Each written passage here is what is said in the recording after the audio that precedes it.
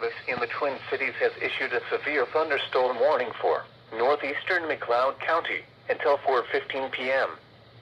At 3:43 p.m., a severe thunderstorm was located over Sumter, or 12 miles southeast of Hutchinson, moving north at 50 miles per hour. Expected hazards include 60-mile-per-hour wind gusts and nickel-size hail.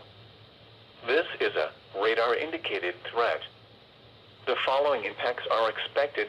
Expect damage to roofs, siding, and trees. This severe thunderstorm will be near Lester Prairie and Silver Lake around 3:55 p.m. Winstead around 4 p.m. Other locations impacted by the severe thunderstorm include Sumter, Biscayne, and Glencoe Airport.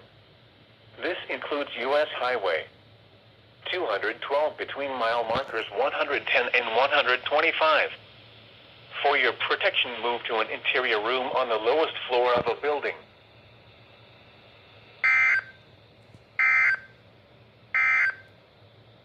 The National